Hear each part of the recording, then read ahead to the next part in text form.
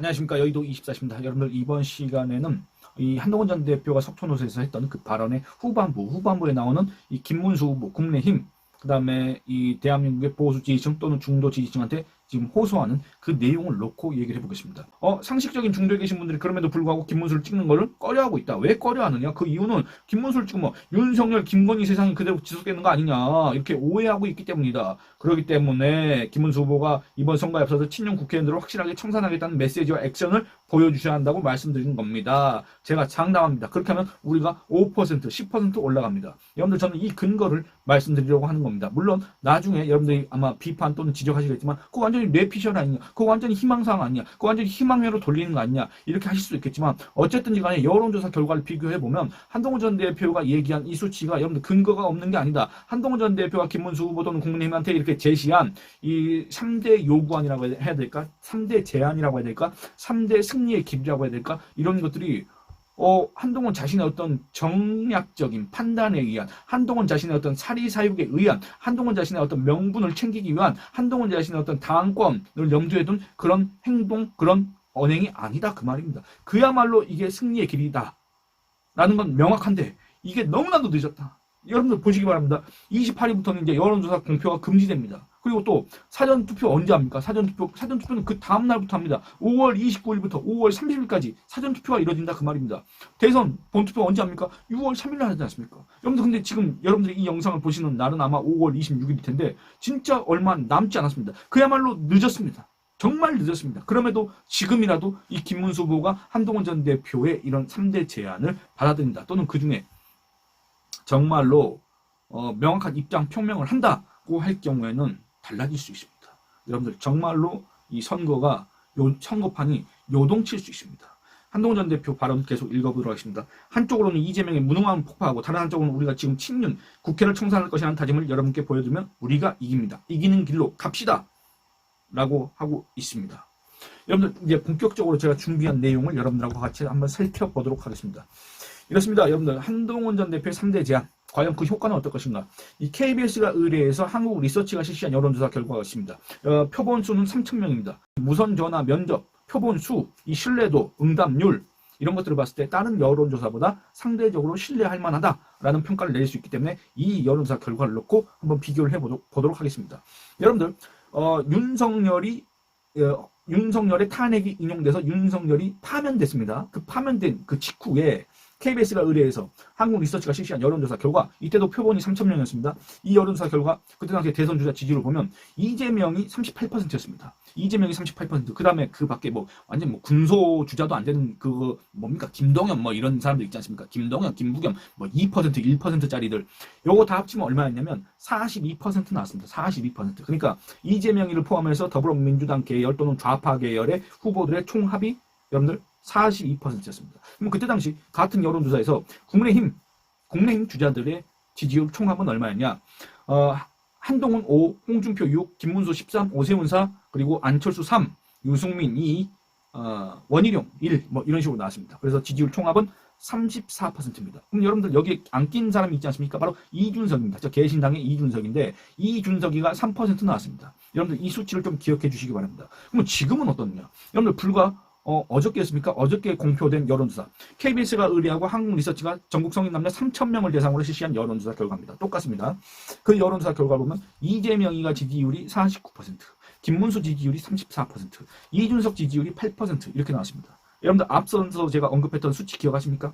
여러분들 이재명이는 4월 윤석열 파면 직후 이뤄졌던 여론조사 때보다 지지율이 7%포인트 늘었습니다. 이준석이는 5%포인트 늘었습니다. 그러니까 이재명이는 원래 8%였는데 49% 늘었습니다. 근데 이재명을 포함해서 더불어민주당 계열의 그 주자들 지지율 총합이 42%였지 않습니까? 이 42%에서 49% 늘었기 때문에 실질적으로는 7%포인트 늘었다. 이렇게 얘기를 할 수가 있겠습니다. 그리고 이준석이는 원래 3%였는데 8%가 됐기 때문에 5%포인트가 늘어난 거 아니겠습니까? 그런데 김문수 같은 경우는 어떻습니까? 국민 지지율 총합이 34%였는데 김문수의 지지율도 지금 현재 34%다. 늘어난 게 있습니까? 줄어든 게 있습니까? 똑같습니다. 그렇기 때문에 문제다 그 말입니다. 이재명이하고 이준석이가 득점을 하고 있을 때, 지지율을 올리고 있을 때 김문수는 사실상 제자리 걸음만 한 셈이다. 물론 그 4부 노열된 국힘의 지지층, 이 표심 이제 결집하고 있다. 이제 김문수로 하나로 결집했다. 거기에 의미를 둘 수는 있겠지만은 어쨌든 간에 다른 사람들은 지지율을 올리고 있을 때, 다른 사람들은 그 지지세를 확장하고 있을 때, 다른 사람들은 표를 더 받고 있을 때 김문수는 이제서야 기존의 국힘 지지층을 결집한 거에 불과하다. 근데 여러분들 선거 기간 얼마나 남았습니까? 얼마 안 남았습니다. 정말 얼마 안 남았습니다. 사전투표 내일 모레 시작합니다. 그런 상황입니다. 그렇기 때문에 정말로 지금 절박한 상황이다. 김문수 후보나 국민의힘 입장에서는, 대한민국의 보수 진영 입장에서는 정말 절체절명의 위기 상황이다. 근데 김문수는 왜 지지율이 저조했을까?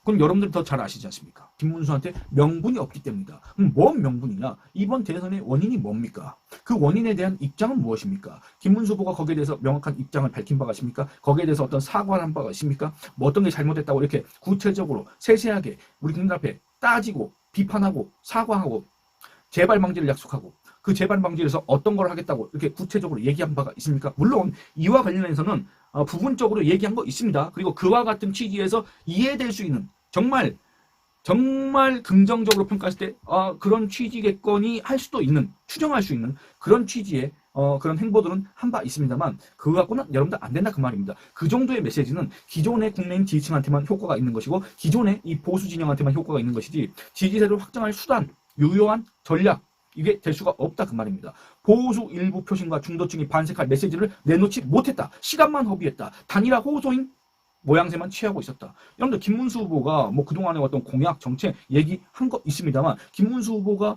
대선 경선 때부터 지금까지 계속 해왔던 어떤 주요 전략이 뭡니까? 단일화입니다. 한덕수와의 단일화, 그 다음에 뭐 누구와의 단일화, 이준석이하고의 단일화, 계속 그 단일화를 중점적으로 강조하고 있지 않습니까? 그러니까 명분이 없는 상태에서 어떤 자기만의 이 역량을 보여주지 못하고 자기만의 어떤 캐치프레이즈, 구호도 없는 상태에서, 물론 현수막에 구호 있습니다. 무슨 뭐 저기 정정당당 뭐 새롭게 대한민국 뭐 이렇게 해놨는데 어쨌든 명분이 없는 상태이기 때문에 그게 설득력이 없다. 과거를 정리하고 자신의 정치 인생과 그다음에 상대적으로 이재명이보다 우월하다고 자평할 수 있는 그런 어떤 도덕성이라고 해야 될까? 그런 것들, 또 경기지사 재임 당시의 치적 이런 것들을 갖다 선전하면서 이재명을 압박하고 이재명이보다 자기가 더 우위에 있다는 것을 유권자들한테 설득을 해야 되는데 지금까지도 그런 활동조차 제대로 하지 못하고 있고, 이재명이 얼마나 무능한 사람인지 그 김문수의 입장에서 봤을 때 같은 경기지사를 했는데 김문수는 이재명이 별로 한 것도 없다. 나 경기지사 할 때 엄청 많이 했다. 지금 이런 입장이지 않습니까? 그럼 김문수 입장에서는 이재명이 얼마나 무능하게 보이겠습니까? 그럼 얼마나 무능한지 우리 유권자들한테 또 설명을 하고 얘기를 해야 되는데 그런 활동도 솔직히 말씀드리면 저조하다는 평가를 받게 될 수밖에 없다. 그래서 득점을 못하는 것이다. 그저 이재명만은 안 된다는 보수 표심에 기대서 그들이 그 보수 진영에서 보수 지지층이 미워도 다시 한번 국민의힘한테 표를 줘보자. 그런 어떤 표심에 의존해서 선거를 치르는 모양새다. 그러니까 여러분들 뭡니까? 재미도 없고 감동도 없다. 그렇기 때문에 보수 지지층조차 그런 상황이라서 뭐랄까 이 점점 멀어지고 있는 거 아닙니까? 그럼에도 어쨌든 이재명만은 안 된다. 그런 일념하에 지금 현재 이 대선을 관심 있게 또 보고 있는 거 아니겠습니까? 근데 보수층이 그러는데 중도층은 여러분들 그 관심 있겠습니까? 중도층은 여러분들 김문수 후보한테 어떤 이렇게 주목하고 있겠습니까? 그렇지 않습니다. 그럼 어떻게 해야 됩니까? 여러분들 너무 뻔히 나와 있지 않습니까? 그렇습니다.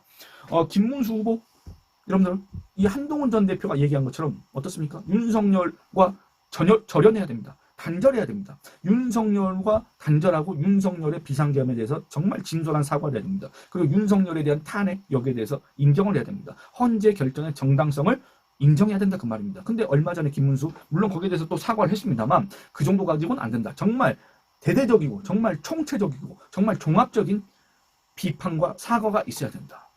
그게 없는 한 중도층이 돌아올 가능성은 크지 않다. 김문수 후보가 지금이라도 이행한다고 한다면 보수 일부 표심, 이준석이한테 갔던 보수 일부 표심과 그다음에 이재명이 거의 지금 압도적으로 우세한 이 중도층 그 표심 그걸 갖다가 김문수 후보가 흡수할 수 있다. 그렇다고 한다면 이 대선판은 정말 또 요동을 칠 수 있다. 달라진다. 정말 백중세로 접어든다. 박빙의 승부가 될 것이다. 그렇게 예측할 수밖에 없습니다.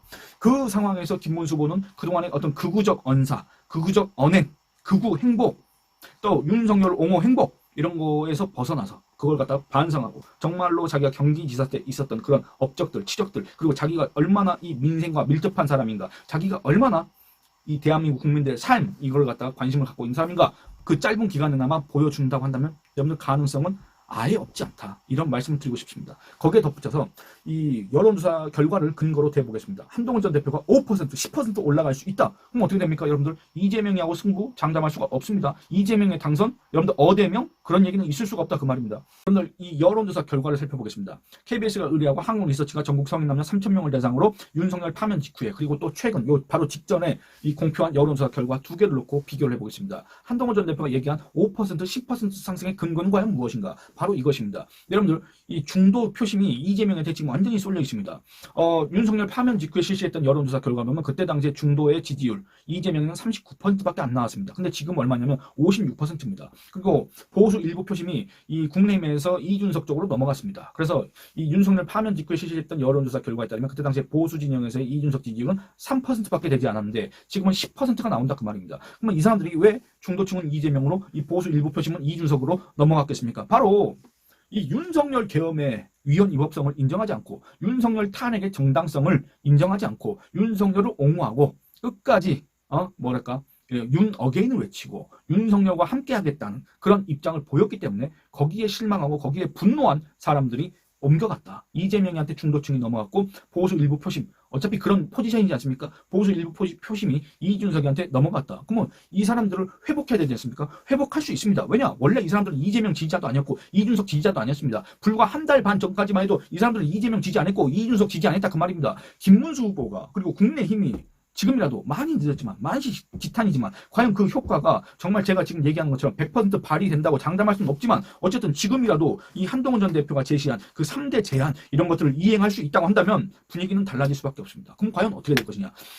이준석을 향했던 그 보수 일부 표심을 다시 갖고 올 수 있다고 한다면 그리고 또 이재명과 중도 표심을 김문수 후보가 반분할 수 있다고 한다면 상황은 정말 달라집니다. 일단 살펴보겠습니다. 그렇게 될 경우에 이준석의 지지율은 여러분들 4.9%포인트 하락합니다. 그래서 전체 지지율은 지금 현재 이 해당 여론조사 결과에 따르면 전체 지지율은 8%인데 여러분들 8%에서 4.9%포인트 하락하면 어떻게 됩니까? 3.1%를 기록하게 된다 그 말입니다. 그러니까 이준석이는 3.13% 정도, 그러니까 지난 대선 때 어떤 심상정, 그때 지난 대선 때 심상정의 득표율이 한 2.73%가 아마 그럴 겁니다. 그러니까 심상정 정도의 그런 득표를 갖고 이제 끝난다. 그렇게 되는 것이고, 그다음에 이재명 같은 경우에는 이 중도 표심을 만약에 김문수와 반분한다고 할 경우에는 이재명 전체 지지율이 5.5%포인트가 하락하게 됩니다. 이재명 지금 해당 조사에서 지지율이 4.49%이기 때문에 5.5%포인트 하락하면 44.5%가 된다. 그러면 김문수는 이재명하고 중도표를 반분하면 5.4%포인트가 상승합니다. 그리고 또 이준석이한테 향했던 보수 표심 그걸 다시 갖고 온다고 한다면 4.9%포인트가 또 상승하게 됩니다. 그래서 이 해당 여론조사 결과 김문수 지지율은 현재 34%이지만 이게 정말 100% 이대로 진행된다고 할 경우는 김문수 지지율이 10.3%가 올라간다. 결국에는 44.3%가 된다. 그러면 여러분들 어떻게 됩니까? 이재명 지지율이 44.5%인데 김문수 지지율이 44.3%. 두 사람의 지지율 격차가 0.2%포인트 차이밖에 되지 않는다. 근데 이 해당 여론조사의 오차 범위는 얼마입니까? 이 해당 여론조사의 오차 범위가 1.8%포인트입니다. 그러니까 오차 범위 안에서도 정말 초접전을 벌이는 그런 상황이 전개될 가능성도 배제할 수 없다. 그렇습니다. 많이 늦었지만은 아직 일말의 가능성이 있습니다. 아직 한동훈이 제시한 그 승리의 길 유효합니다. 지금 이준석과의 단일화 앵무새 그 노릇을 하면서 시간을 허비할 때가 아닙니다. 2022년 대선 여론조사 결과를 보면 어떠냐면 그때 당시 여론조사 결과 보면 정권 연장 35.8%, 정권 교체 54.5% 나왔습니다. 이게 바로 대선 직전에 치렀던 여론조사 결과 그렇습니다. 그때 당시에 정권 연장이라는 게 뭡니까? 바로 이재명이가 대통령이 돼야 된다. 정권 교체라는 게 뭡니까? 윤석열이 대통령이 돼야 된다. 또는 국민의힘이 대통령이 돼야 된다. 또는 국민의힘인지 윤석열인지 모르겠지만 어쨌든 정권 교체가 돼야 된다. 그런 의견이었습니다. 근데 여러분들 실제 대선 결과는 어땠습니까? 윤석열 48.56%, 이재명 47.83%. 이 두 사람의 득표율 차는 불과 0.7%포인트 정도. 그 정도 차이밖에 나지 않았습니다. 근데 지금 현재 상황은 어떠냐? 같은 업체 의뢰로 같은 업체가 조사한 결과에 따르면 정권 연장 36%, 정권 교체 54%입니다. 사전투표 의향 35%, 본투표 54% 이런 식입니다. 수치가 똑같습니다. 그러면 여러분들 어떻습니까? 2022년 대선 때 정권 교체 의견이 압도적이었습니다만 실제 대선 결과는 그하고는 거리가 좀 있었지 않습니까? 지금도 그럴 수 있는 가능성이 있다. 지금도 그거를 만들 수 있는 시간이 짧지만 그래도 남아있다.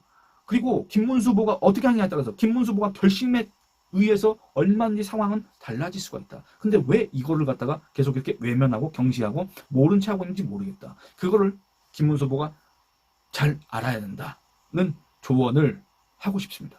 한동훈 전 대표가 제시한 그 살 길, 승리할 수 있는 길, 그거는 아직 유효하다. 근데 시간이 너무 없다. 그렇기 때문에 정말 빠른 결단을 해야 된다. 이런 조언을 하고 싶습니다. 예, 여러분들 이 영상은 여기서 마치도록 하겠습니다.